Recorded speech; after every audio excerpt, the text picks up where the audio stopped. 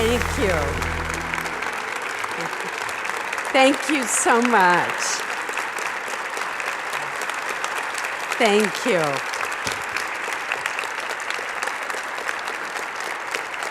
Thank you for such a warm welcome. Thank you. Well, first, thank you, Deborah and Herb. I can't thank you enough for how gracious you were in your introductions, and thank you, Mary, and to everyone at Research America. I'm deeply grateful to be receiving the prestigious Edwin C. Whitehead Award for Medical Research Advocacy. I also want to extend my gratitude to all of the researchers who have joined us here tonight. I have witnessed the power of medical research to transform lives, and I want to give you a very concrete example.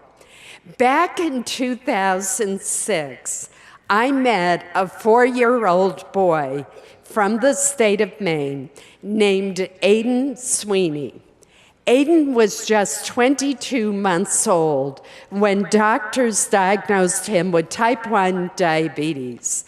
At the time, this was absolutely devastating news for his parents.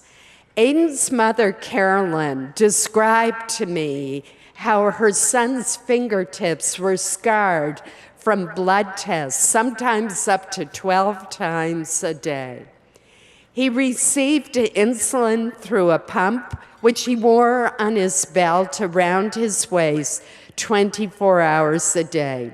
And neither he nor his parents ever got a full night's sleep. Diabetes not only affected Aiden's quality of life, but it also caused such great stress and constant worry for his parents.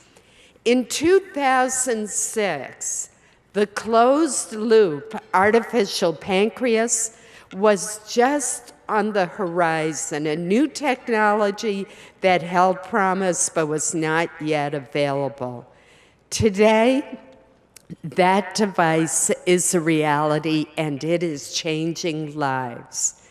So Edwin visited my office just this week, and today he is a 6'3" high school sophomore.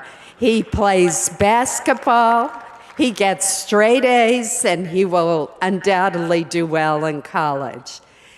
He showed me his tiny artificial pancreas, the closed-loop system, and it now allows him to sleep through the night and has given his parents an invaluable peace of mind.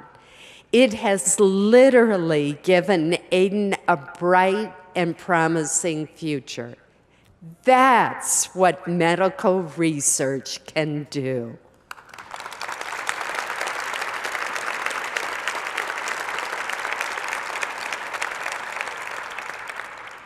Dr. Jonas Salk, who developed one of the first effective polio vaccines, once said, "Hope lies in dreams, in imagination, and in the courage of those who dare to make dreams into reality." And those words describe what brings us together tonight. Your imagination, your dreams are leading to tangible hope for so many Americans like Edwin. Promising research and enlightened public policy are leading to breakthroughs in our fight against devastating diseases such as diabetes, heart disease, and cancer. And even for such intractable illnesses such as Alzheimer's, Parkinson's, and MS, I am so encouraged and indeed inspired by my many conversations with scientists across the country, including at Maine Medical Center and Jackson Labs in my state of Maine. Government has always had a critical role in investing in the basic scientific research that leads to cures.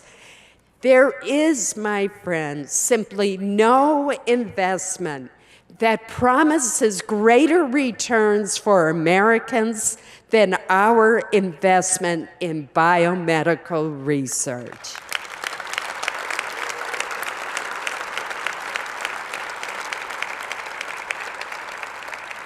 The National Institutes of Health play such an important role in advancing our understanding of human health, supporting innovation, and moving biomedical research from ideas to discoveries.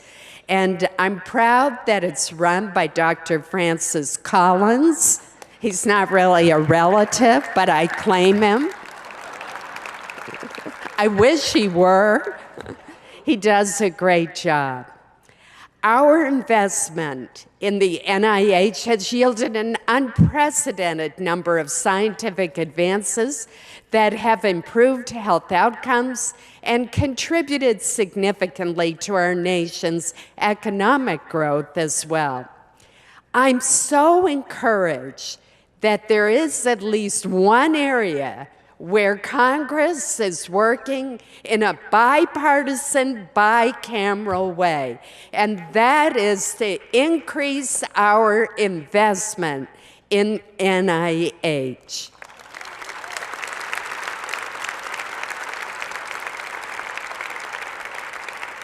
And I get so excited when I see the significant progress that we're making with the pattern of ever-increasing and robust funding for the NIH.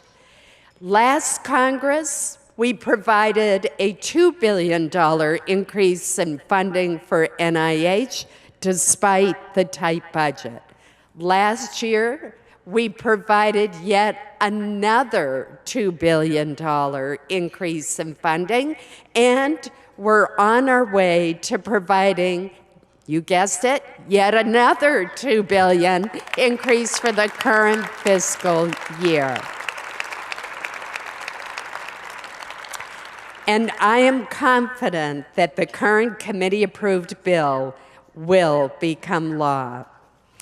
I do want to spend just a moment talking about Alzheimer's disease, not only because it claimed my own father this past Saturday night, but because so many families have been affected by this devastating disease that has such huge human and financial costs.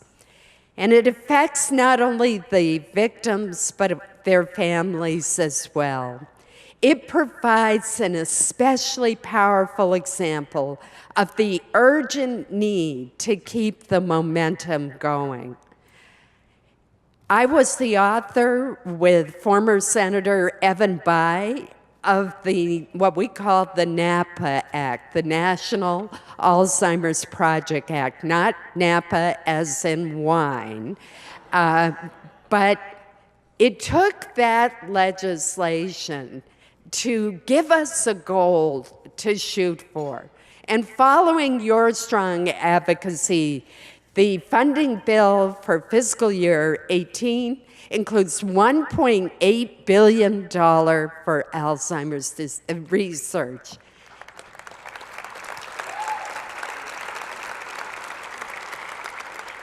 That's an increase of $414 million. But what's exciting to me is that brings us within reach of the $2 billion goal that the Council of Experts created by NAPA told us is necessary for us to invest each year to discover a way to either prevent or effectively treat or someday cure Alzheimer's. And we've set an aggressive goal of the year 2025. More than 5 million Americans suffer from this terrible disease, And costing $259 billion a year, it is also our nation's most expensive disease. And that does not count the billions of dollars in unpaid care that is given by family members like my mother for so many years. If we do not change the trajectory of Alzheimer's, the number of Americans afflicted with this disease is expected to more than triple by the year 2050, and the cost will top $1 trillion each year, bankrupting programs like Medicare and Medicaid.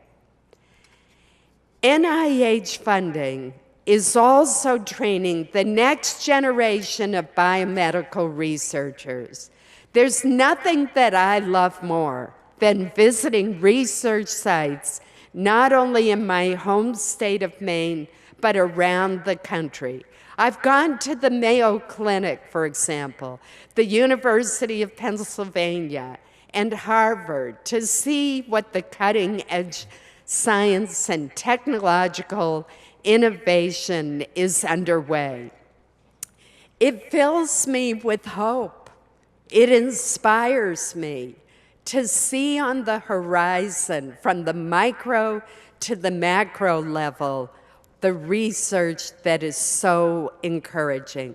I've peered into microscopes and witnessed how human neurons that were once healthy are now strangled by misfolded proteins that are signs of Alzheimer's. I've looked at large screens and witnesses images of the human brain ravaged by the same neurodegenerative disease. And behind the screens, I stand next to the brightest minds, the young students and fellows who are working with their more experienced counterparts tirelessly and eager to crack the toughest codes. In fact, the big problem my staff has is pulling me away from these labs and telling me that I must return to Washington and if we're going to keep this research going. I'm proud to stand with you. Your work is transformative. I'll go back to my little friend, now my big friend, Edwin, with juvenile diabetes, and the millions of Americans whose ultimate dream is good health. To them, your work means the world. And we in Congress have a solemn obligation to ensure that we make the investments that are needed to keep that research going, to sustain that hope, and to conquer devastating diseases like Alzheimer's. Thank you for all that you do. Thank you. Thank you.